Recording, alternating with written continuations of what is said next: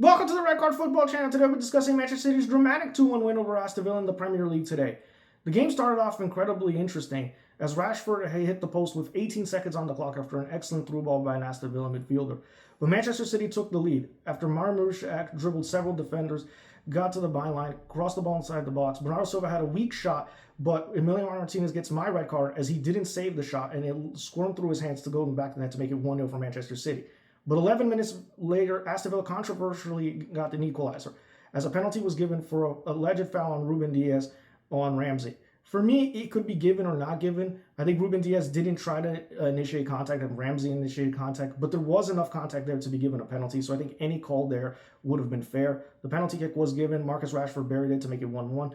The game in the first half basically mellowed out after that, as Manchester City had more possession, but Villa tried to be on the counter, and both teams canceled each other out. In the second half, felt City were the better team. After an excellent through ball by De Bruyne, McAtee missed a golden opportunity as he tried to lob the ball over the goalkeeper and missed time to his chip. He also had a very good chance where he shot the ball wide after a great cross by a Manchester City player. Aston Villa had their best chance in the second half from an excellent through ball to Rashford. Rashford rounded Ortega, but Ortega did just enough to make sure that the angle was too tight and Rashford shot the ball wide. The game looked like it was going to go to a draw, which would have been very frustrating for City, but Doku was sent on, and he actually improved Manchester City. And in the 94th minute, he dribbled past Disasi, who had some awful defending. Doku sent a fantastic cross to Matheus Nunes on the back post, who hammered it home to make it 2-1 for Manchester City, giving City a vital victory in the chase for the Champions League spot. With Manchester City's schedule being very favorable, I think they will easily finish in the Champions League positions in the top 5, probably even finish 3rd, as they have a very favorable fixture schedule. This was a big win for City and really a devastating loss for Villa, as they desperately needed a point to try to maintain contact with Chelsea, Nottingham Forest, Manchester City, and Newcastle for the battle for the top 5. For Manchester City, I think this all but confirms their spot in the Champions League.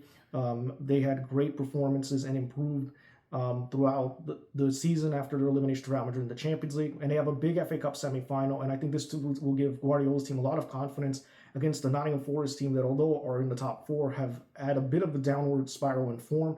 They did win against Tottenham on Monday, but Manchester City for me are favorites to reach the FA Cup final, potentially save their season for an FA Cup win and Champions League qualification.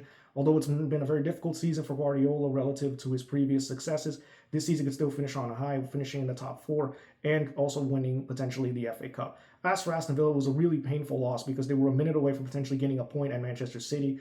Their schedule is a little bit tougher than Manchester City and potentially even some of their rivals. They could have a chance to still be in the Champions League, but they need to win out, as Chelsea, Nottingham Forest, and Newcastle have a game in hand over them.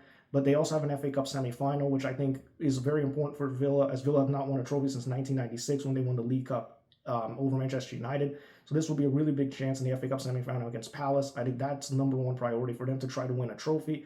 But Villa, I think their Champions League hopes took a blow, and I think this could be decisive potentially. The point that they could have gotten today could have been the difference between them finishing 5th or 6th or 7th. So this was a really big blow. As for Manchester City, this was a big victory, a confidence boost heading into a very difficult FA Cup semi-final versus a Nottingham Forest team that has been a surprise package all season long.